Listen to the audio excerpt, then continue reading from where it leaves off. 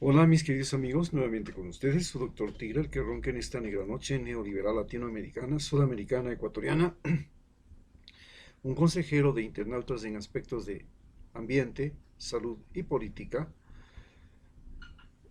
que hoy día les va a hablar acerca de cómo se mueve la campaña electoral, cómo es lo que quieren, qué es lo que hacen los candidatos, qué es lo que pasa en este escenario, porque la campaña electoral se ha convertido en la medida de distracción de la población sobre el problema fundamental que tenemos, que es la pandemia. La pandemia en Ecuador ha tenido muertos y enfermos que todavía no pueden ser controlados. Las muertes y las enfermedades todavía no hemos llegado a controlar. En otros países como Australia, Japón, Nueva Zelanda, Uruguay inclusive, ya se ha logrado controlar la pandemia, pero aquí en Ecuador eso no se ha conseguido. Todo esto nos lleva siempre a pensar por qué no se consiguió. Entonces nos llevan a pensar que esto no se consiguió porque el gobierno de Lenín Moreno fue el que no ha sabido actuar como debería y como corresponde, no ha sido eficiente, no ha sido bueno. Para distraer la situación, si estuviera en otro caso, si esta pandemia hubiera sucedido a los comienzos del gobierno de Lenín Moreno, pues simplemente lo hubiéramos destituido, lo hubiéramos tumbado, pero no ha sucedido esta pandemia al comienzo del gobierno. Ha sucedido esta pandemia justamente cuando ya termina el gobierno y ya el próximo mes, este mes ya, y el próximo mes se define quién es el nuevo presidente. Entonces estamos en una campaña electoral donde se presentan candidatos. Hay, como nunca en la historia, 14.000 candidatos. Y en total vamos a tener 2.026 candidatos que van entre los que se van a la asamblea, a la presidencia, a la vicepresidencia y al pacto andino, parlamentarios andinos. Bueno, ¿qué es lo que tenemos al frente de nosotros? Tenemos dos simplemente posiciones. Una posición completamente dividida, que es los anticorreístas, y la otra, los correístas. Pero los anticorreístas, sabiendo que tienen la pelea perdida, tienen un as en este momento en la manga para sacar a los correístas de las elecciones.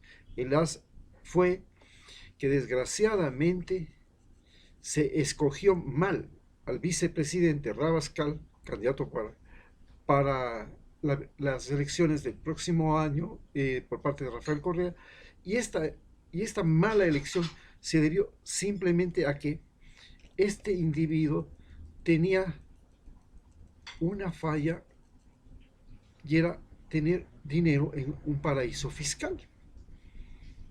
Que la cantidad es insignificante, eso ya lo sabemos. Pero desgraciadamente la ley no dice cuánto dinero hay que tener en el paraíso fiscal. Simplemente dice que si usted tiene dinero en un paraíso fiscal, usted no puede ser candidato. Y eso es lo que en este momento tiene la derecha para sacarle a Rafael Correa y a Arauz de la campaña electoral. Hasta el momento y en este instante, y con todo lo que ha pasado, a no dudarlo, Arauz y Rafael Correa serían los ganadores de las próximas elecciones en una sola vuelta. ¿Por qué se sucede este error de Rafael Correa al escoger al vicepresidente, que era una persona que tenía rabo de paja? El asunto fue que se impidió la participación de Rafael Correa. Y esta participación, el impedir la participación de Rafael Correa y el impedir el retorno de Rafael Correa es un proceso que lleva ya 4 años. Primero se hizo una consulta popular. En esa consulta popular se creó un Consejo de Participación Ciudadana y Control Social, que era interino. Y este Consejo de Participación Ciudadana y Control Social nombró a una fiscal cuya misión era justamente perseguir a Rafael Correa.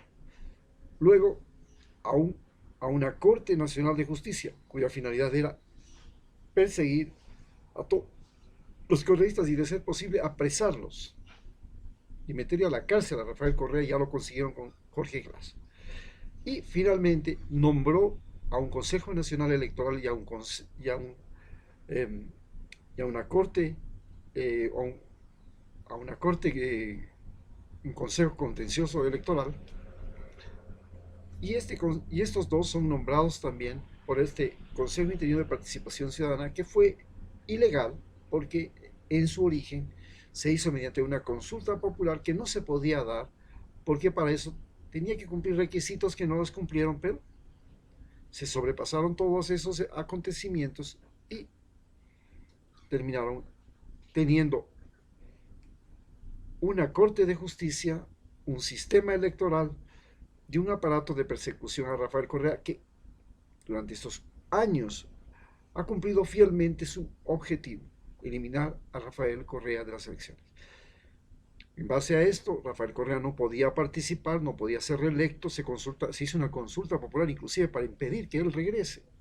Y se dijo, no, no regresa Rafael Correa, no puede ser reelecto un presidente más de 2 veces, más de una vez. Punto. Que era algo que estaba en la Constitución anteriormente, pero, no, de los 2008, pero en una consulta popular Rafael Correa le dio la posibilidad, un error, de una reelección, como lo hizo Evo Morales, de una reelección seguida. Entonces,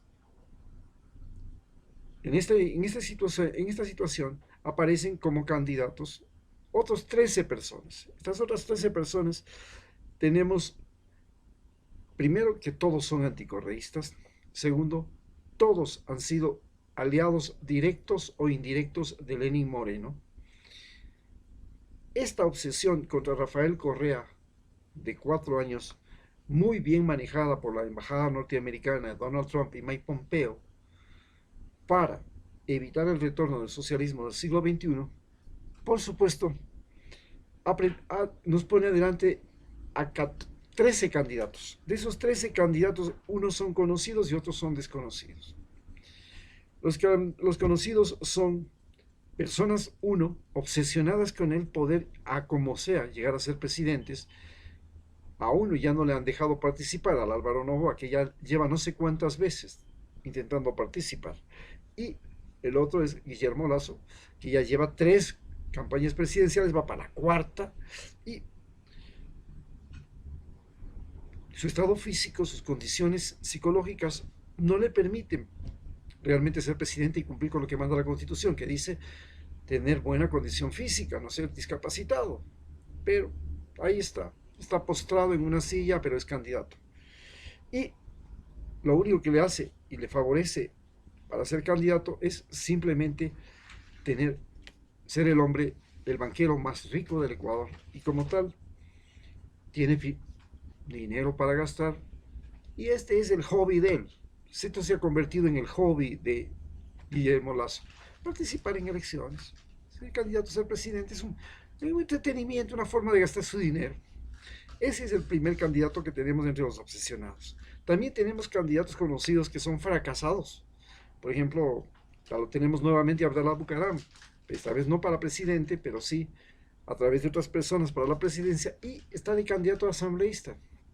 ¿Por qué? Para recibir inmunidad y de esa manera quedar impune en sus delitos que se descubrieron, como el mejor aliado de Moreno, al cual Moreno le dio la posibilidad de participar en la contratación y las compras públicas, terminando todo en un gran robo en el IES de Guayaquil.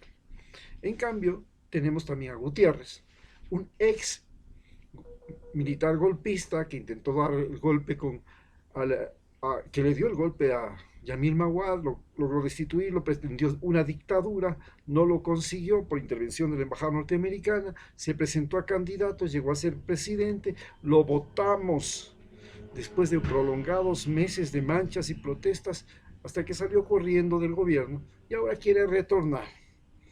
Y por el otro lado tenemos gente ricos, gente de clase media y gente pobre. Vale señalar que entre los conocidos también están gente que no ha llegado al poder, que no ha manejado el poder, pero que ya son figuras conocidas. En el Yacu Pérez por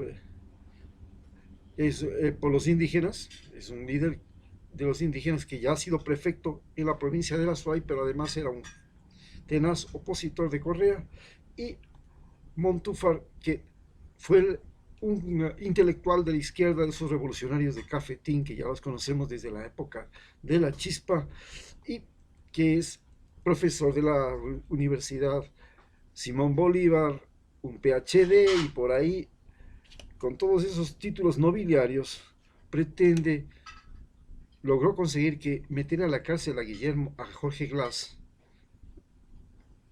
en este gobierno de Lenín Moreno. Fue un aliado de Lenín Moreno siempre y ha estado ahí al pie de todo este drama y esta tragedia que estamos viviendo ahora los ecuatorianos. Los ricos que están de candidatos para las próximas elecciones, en su mayoría vienen de Guayaquil.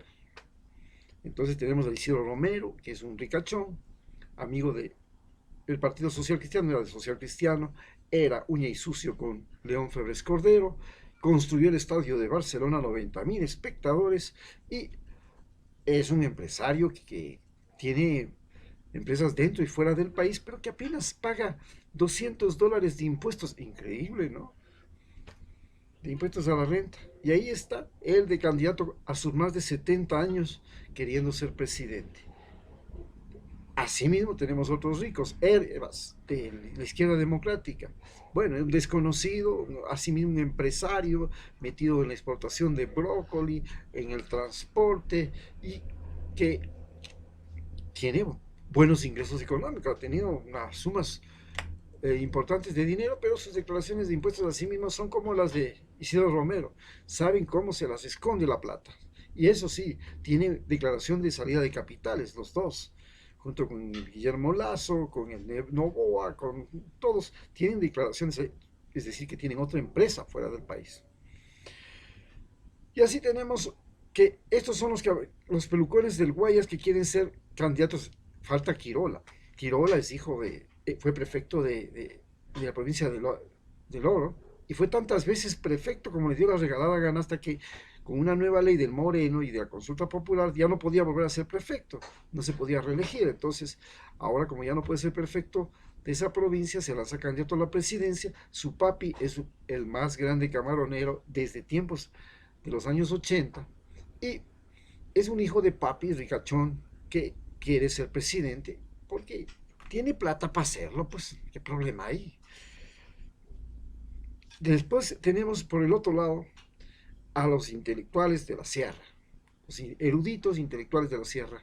Entonces por acá pues tenemos todos abogados, todos economistas, y entre ellos tenemos a una representante de la Alianza, la única mujer que participa de Alianza País, que era una ecuatoriana que se fue de migrante a Estados Unidos, a Canadá, logró ser electa representante de los migrantes ecuatorianos en la asamblea cuando era de Correa, y entonces ella era una cepilla de Correa, era de uña y beso, de beso y abrazos con Correa, pero cuando le dio el chance de traicionarlo a Correa e irse con Moreno, ganó las elecciones con Rafael Correa, las dos, pero después le dio la puñalada trapera. Y lo mismo hizo otro candidato que también es de la provincia de Manabí, que está ahí, un apellido Celi, que también de besos y muchas con Correa, y al último la puñalada trapera también. Estos son los candidatos, sin descontar que existen el candidato de los indígenas y del MPD, de los profesores y los indígenas juntos, que se llaman las corporaciones de izquierda. Estas corporaciones de izquierda tienen a un candidato indígena que desgraciadamente debía ser Leonidas Issa, pues el hombre más, con mayor presencia, mayor conciencia, mayor razonamiento de los indígenas, que lo vimos en las protestas. Pero como ustedes ya saben, por ahí logró meterse el abogaducho ambiental de Yacu Pérez, y con su defensa contra la minería, contra la contaminación, etcétera, etcétera, se logró meter, y ahí está el candidato a la presidencia, dejando de lado al verdadero hombre valioso de la CONAIE y de Pachacute, que es Leonidas Issa, que todos lo reconocemos, Prácticamente fue el típico golpe Cañari, muy similar a lo que lo dieron cuando llegaron Benalcázar a conquistar Quito. Prefirieron irse con Benalcázar porque Yacu Pérez ha estado con la derecha a diestra y siniestra. Ha estado con Lenín Moreno siempre. Ha sido bésame las patas de los ricachones de Guayaquil. Y ahí está, de candidato. Estos son los que nos presentaron. Y esta es la situación que tenemos. Tremenda. Rafael Correa posiblemente no puede participar y después tenemos que escoger entre una verdadera galería de pícaros, sinvergüenzas e incapaces. Muchas gracias.